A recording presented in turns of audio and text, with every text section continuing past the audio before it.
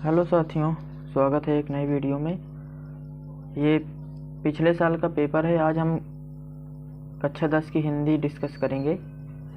अगर आप लोग वीडियो में नए हैं तो चैनल को सब्सक्राइब कर लीजिए और वीडियो को ज़्यादा से ज़्यादा लाइक कर दीजिए। अब बोर्ड परीक्षा में बहुत कम ही दिन बचे हुए हैं, तो आप जितनी ज़्यादा प्रैक्टिस कर लेंगे उतना ही यूज़फुल होगा सभी विद्यार्थियों के लिए।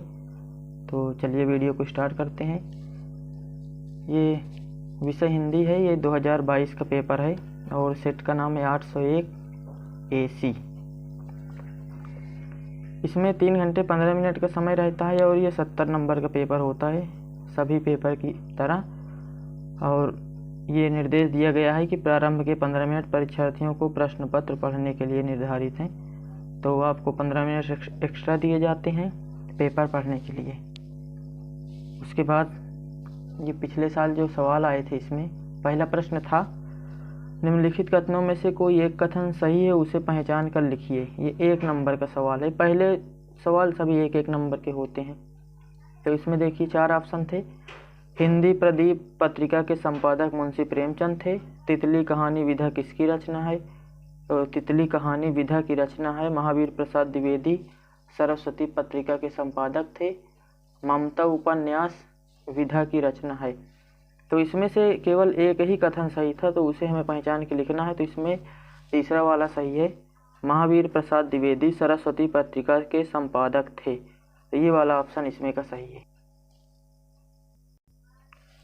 ख नंबर था, त्यागपत्र के लेखक कौन है? तो त्यागपत्र किसकी रचना है? तो त्यागपत्र जैनेन्द्र कुमार की रचना है। तो इसमें हम जैनेन्द्र कुमार वाले में सही का निशान लगाएंगे। ग नंबर है, निम्नलिखित रचनाओं में से किसी एक रचना के लेखक का नाम बताइए। तो इसमें देखिए बाणभट्ट की आत्मकथा, सेवा सदन, नदी के द्वीप और गुनाहों के देवता, इसमें से किसी एक रचना के लेखक के नाम लिखना है।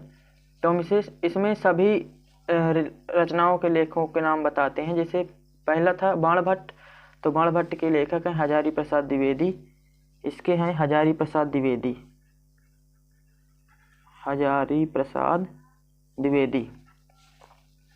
सेवा सदन है, तो सेवा सदन के लेखक प्रेमचंद है, आप लोगों ने पढ़ा होगा। तो इसमें प्रेमचंद, इसमें से केवल एक ही करना था, तो मैं सभी बता दे रहा हूँ। नदी के द्वीप के लेखक हैं सच्चिदानंद हीरानंद वात्सायन अज्ञे, जिसने कहते हैं। अगला है गुनाहों का देवता। गुनाहों के देवता के हैं धर्मवीर भारती। तो इसके लेखक हैं धर्मवीर भारती।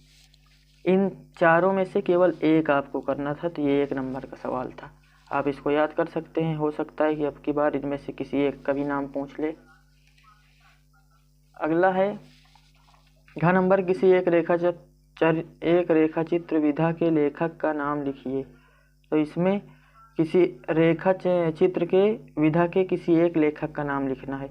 तो इसमें महादेवी वर्मा लिख सकते हैं, रामवृक्ष बेनीपुरी लिख सकते हैं। ये दोनों रेखा चित्र के विधा के ही लेखक हैं। तो इसमें आप लिख सकते हैं महादेवी वर्मा लिख सकते हैं, और रामवृक्ष बेनीपुरी भी लिख सकते हैं। रामवृक्ष बेनीपुरी दोनों, और कई नाम हैं, तो आप इन दोनों में से कोई एक लिख सकते हैं। अंगा नंबर है, किसी एक एकांकी लेखक का नाम लिखिए। तो एकांकी के कई लेखक हैं, जैसे जयशंकर प्रसाद हैं। और तो जैसे जयशंकर प्रसाद की, इसमें आप जयशंकर प्रसाद लिख सकते हैं। इसमें लिख सकते हैं जयशंकर प्रसाद, इसमें लिखेंगे जयशंकर प्रसाद। और इनकी एकांकी क्या थी? इनकी एकांकी थी एक घूंट। ये जयशंकर प्रसाद की एकांकी थी। तो अंगा नंबर में आप जयशंकर प्रसाद लिख सकते हैं। दूसरे का निर्गुण भक्ति धारा के किन्हीं 2 कवियों के नाम लिखिए। ये 2 नंबर के थे। 2 कवियों के नाम लिखना है, तो एक कवि 1 नंबर का, यानी कि 2 कवियों के नाम लिखना है, तो 2 नंबर का सवाल था। तो निर्गुण भक्ति धारा के 2 कवि, इसमें देखिए कई कवि हैं, कबीर दास, सूरदास, तुलसीदास, नंददास, कृष्णदास, परमानंद दास और कुंभन दास, इस तरह और बहुत सारे कवि हैं। तो इसमें किन्हीं 2 कवियों के नाम लिखना था, तो आप इसमें लिख सकते हैं कबीर दास और सूरदास। तो इन सभी कवियों के नाम याद कर लीजिए, कबीर दास, सूरदास, तुलसीदास, नंददास, कृष्णदास, परमानंद दास, इसी तरह कुंभन दास, कई कवि हैं। अगला है प्रगतिवाद के किन्हीं दो कवियों के नाम लिखिए। तो प्रगतिवाद में भी कई कवि हैं, तो इसमें आप किन्हीं दो कवियों के नाम लिख सकते हैं। तो इसमें लिख सकते हैं आप केदारनाथ अग्रवाल, रामविलास शर्मा, नागार्जुन लिख सकते हैं। क्या है इसे, इसमें लिख सकते हैं रामविलास शर्मा और लिख सकते हैं नागार्जुन लिख सकते हैं, केदारनाथ लिख सकते हैं। इसी तरह आगे है ग नंबर में सवाल है निम्नलिखित रचनाओं में से किसी एक कृति के रचनाकार का नाम लिखिए। तो किसी एक कृति के रचनाकार का नाम लिखना है। जैसे साकेत है, तो साकेत के रचनाकार कौन है? मैथिली शरण गुप्त हैं, तो इसमें मैथिली शरण गुप्त लिखेंगे। किसी एक का ही लिखना था क्योंकि ये एक ही नंबर का क्वेश्चन था, तो आप इसमें के चारों लिखे दे रहे हैं, आप चारों याद कर लीजिए। हो सकता है कोई दूसरा ही पूछ ले अब की बार। कामायनी है तो कामायनी के जयशंकर प्रसाद हैं, आप लोगों ने पढ़ा होगा जयशंकर प्रसाद। इसके बाद चिदम्बरा हैं, तो चिदम्बरा के सुमित्रानंदन पंत हैं, तो ये सुमित्रानंदन पंत हो जाएंगे, सुमित्रानंदन पंत। अगले हैं, ये क्या है? नीरजा के हैं महादेवी वर्मा, तो इनके लेखक हो जाएंगे महादेवी वर्मा। तो ये चारों याद कर लीजिएगा, इसमें से केवल एक ही लिखना होता है आपको, 1 नंबर का सवाल होता है। अब आते हैं तीसरे सवाल में। निम्नलिखित गद्यांशों में से किसी एक गद्यांश के नीचे दिए गए प्रश्नों के उत्तर दीजिए। ये 2, 2, 4, 2, 6 यानी कि 3 क्वेश्चन पूछेगा, ये 6 नंबर का सवाल होगा। तो पहले गद्यांश को ध्यान से पढ़ेंगे, इसको वीडियो रोक करके इस गद्यांश को आराम से पढ़ लीजिएगा। पढ़ने के बाद इसके प्रश्नों को देखते हैं, तो इसके प्रश्नों के उत्तर आपको देना है। गद्यांश पढ़ेंगे, उसके बाद इनके उत्तर देंगे। जैसे पहला प्रश्न है उपयुक्त गद्यांश का संदर्भ लिखिए, तो आपको गद्यांश पढ़ेंगे फिर उसका संदर्भ लिखेंगे। रेखांकित अंश की व्याख्या कीजिए, तो जिसमें अंडरलाइन थी उसकी व्याख्या करना है। प्रजातंत्र का आशय स्पष्ट करना है, यानी कि प्रजातंत्र का अर्थ क्या होगा, इससे क्या आशय है, ये आपको बताना है। तो ये 2 नंबर के हैं, यानी कि ये 6 नंबर का सवाल था। इन दोनों में से का में और खा में से केवल एक करना था।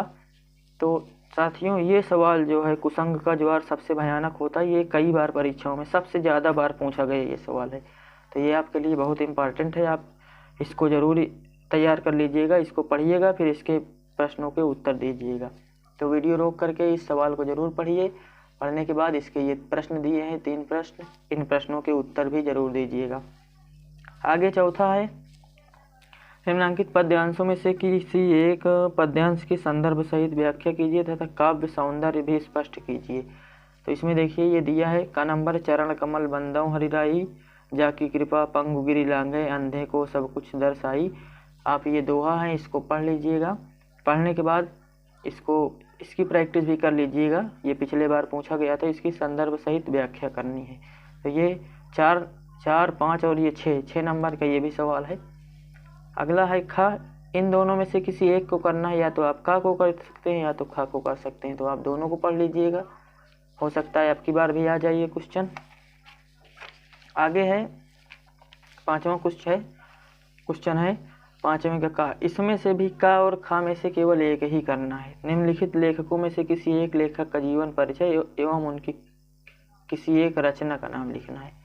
तो इसमें कौन कौन से लेखक हैं? राजेंद्र प्रसाद हैं, जयशंकर प्रसाद हैं और रामचंद्र शुक्ल हैं। इन तीनों में से किसी एक को लिखिएगा। वैसे ये तीनों हर बार पूछे जाते हैं, जयशंकर प्रसाद और रामचंद्र शुक्ल, 2 में से एक जरूर याद कर लीजिएगा। और इसमें से ये एक कवि हैं, इसमें एक कवि है, तो कभी एक का ही लिखना है। इसमें 3 कवि हैं, तो तीनों कवियों में से किसी एक का जीवन परिचय लिखना है। तुलसीदास हैं, सुमित्रानंदन पंत हैं, राम नरेश त्रिपाठी हैं। तो तीनों में से किसी एक को लिखना था, आपकी बार भी आ सकते हैं। 6वां है, ये संस्कृत गद्यांश का है, इसमें हम संदर्भ सहित अनुवाद करना था। तो एकदा बहवः जना ध्रुमयानम आरुद्ध नगरम प्रति गच्छन्ति स्म। तो ये एक गद्यांश है, आप इसे पढ़ लीजिएगा। पढ़ने के बाद इसका अर्थ लिखिएगा। तो ये आपके क्वेश्चन पेपर में आया था, हो सकता है आपकी बार भी आ जाए, इसलिए इसे भी तैयार कर लीजिएगा। इसमें ये दोहा है, इसे श्लोक है, आप इस श्लोक को भी पढ़ लीजिएगा। और 7वां सवाल, 7वें का, इसमें अपनी पाठ्य पुस्तक से याद किया हुआ कोई एक श्लोक लिखना है जो इस पेपर में ना पूछा गया हो। तो एक श्लोक आप लोग जरूर याद कर लीजिएगा। ये 2 नंबर का होता है और सभी परीक्षाओं में ये पूछा जाता है हर बार। ख नंबर, इसमें 2 प्रश्नों के उत्तर संस्कृत में लिखना है। तो इसमें देखिए 4 प्रश्न दिए गए हैं। पहला प्रश्न, दूसरा प्रश्न, तीसरा प्रश्न और चौथा प्रश्न। तो इन चारों में से किन्हीं 2 को आपको याद करना है। तो हम दोनों के इनको भी पढ़ लीजिएगा। आगे है 8वां, हास्य रस अथवा करुण रस की परिभाषा उदाहरण सहित। तो रस आपने पढ़ा होगा, इसमें हास्य रस या करुण रस, इन दोनों में से किसी एक रस की परिभाषा लिखना है उदाहरण सहित। ये 2 नंबर का सवाल आता है। आगे है उपमा अलंकार अथवा उत्प्रेक्षा अलंकार की परिभाषा उदाहरण सहित। तो उपमा अलंकार या उत्प्रेक्षा अलंकार, दोनों में से केवल एक अलंकार की ही परिभाषा लिखना है। दोहा छंद अथवा रोला छंद का लक्षण एवं उदाहरण दीजिए। तो दोहा छंद अथवा रोला छंद, इन दोनों में से भी किसी एक को करना है। तो ये भी 2 नंबर के सवाल है, आप इसको भी पढ़ लीजिएगा। आगे है 9वां नंबर है, निम्नलिखित उपसर्गों में से किन्हीं 3 के मेल से एक एक शब्द बनाइए। तो उपसर्ग होता है जो शब्द के शुरुआत में लगाकर शब्द बनाया जाता है।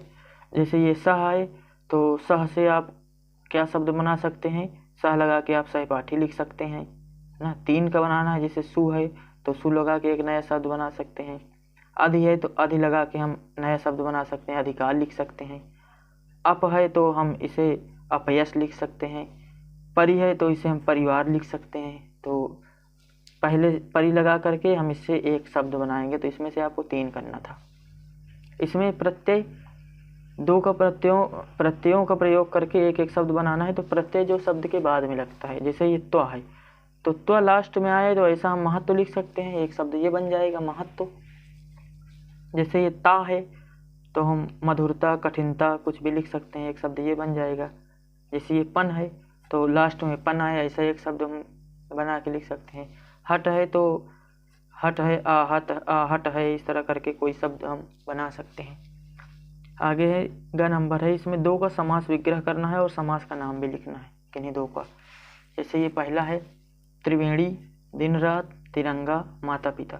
तो इन चारों में से किन्हीं 2 का करना है। ये एक एक नंबर के सवाल पूछे जाते हैं।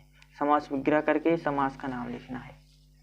आगे है निम्नलिखित में से किन्हीं 2 शब्दों में तत्सम रूप लिखिए। जैसे आज है तो आज है, आज का तत्सम क्या होता है, अद्य हो जाएगा। गांव है, गांव का ग्राम हो जाएगा। इसी तरह पानी है, इसे दूध है, जैसे दूध का दुग्ध हो जाएगा। तो इसे हम तत्सम रूप में लिखेंगे जो संस्कृत में प्रयोग किए जाते हैं।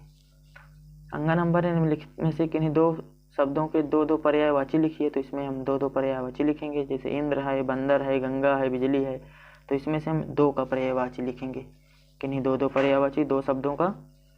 आगे निम्नलिखित में से किन्हीं 2 शब्दों में संधि विच्छेद कीजिए और संधि का नाम लिखिए। तो इसमें हम संधि विच्छेद करेंगे और संधि का नाम भी लिखेंगे। इत्यादि है, इत्यादि है, स्वागतम है और मनवंतर है, मात्राज्ञा है। तो इसको भी आप लगा लीजिएगा। आगे है अगला सवाल है, नदी अथवा मति शब्द का पंचमी विभक्ति का एक वचन का रूप लिखना है। तो ये आपको रूप लिखना है, पढ़े होंगे आप।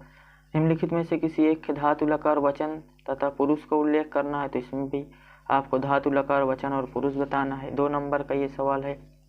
आगे भी 2 नंबर का है, 2 वाक्यों का संस्कृत में अनुवाद करना है। जैसे गांव के समय विद्यालय है, 2 लड़के पढ़ रहे हैं, गाय का दूध पीना चाहिए, संस्कृत सरस भाषा है, राम सभी लड़कों में श्रेष्ठ है।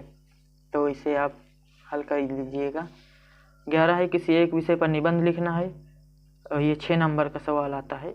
जैसे पिछले बार आया था मेरी प्रिय पुस्तक सूरदास, पर्यावरण संरक्षण के उपाय, आतंकवाद की समस्या, नारी शिक्षा का प्रभाव। तो इन 4 में से 5 में से किसी एक का लिखना होता है। तो आप इसको जरूर याद कर लीजिएगा क्योंकि ये हर बार पूछा जाता है निबंध। आगे है 12वां क्वेश्चन है, अभी तो ये खंड काव्य है, ये पठित खंड काव्य के आधार पर ये प्रश्नों में से किसी एक का उत्तर देना होता है। तो हर जगह अलग अलग चीज़ें पढ़ाई जाती हैं। जैसे कहीं मुक्ति दूत पढ़ाया जाता है, जैसे इधर है हमारे यहाँ जो है अग्र पूजा पढ़ाया जाता है। तो ये जैसे अग्र पूजा है तो अग्र पूजा खंड काव्य की कथा वस्तु संक्षेप में लिखिए, और या तो अग्र पूजा खंड काव्य के आधार पर युधिष्ठिर का चित्रांकन कीजिए। तो ये हर जगह अलग अलग पढ़ाया जाता है। तो जहाँ जो भी पढ़ाया जाता है वो छात्र अपना उसी हिसाब से तैयार करेंगे। तो ये है ये भी उसी खंड काव्य का ही प्रश्न है बचा हुआ। तो ये सब है, तो ये हर जगह अलग अलग पढ़ाया जाता है, तो अलग अलग आप लोग तैयार कर लीजिएगा और इस पेपर को हल करना ना भूलिएगा, क्योंकि बहुत महत्वपूर्ण है आने वाली परीक्षाओं में। परीक्षा के लिए ज़्यादा दिन नहीं बचे हुए हैं, तो आप लोग तैयारी अच्छे से करिए, खूब मेहनत करिए और वीडियो को लाइक कर दीजिए, चैनल को सब्सक्राइब कर लीजिएगा। चलिए मिलते हैं अगली वीडियो में। धन्यवाद।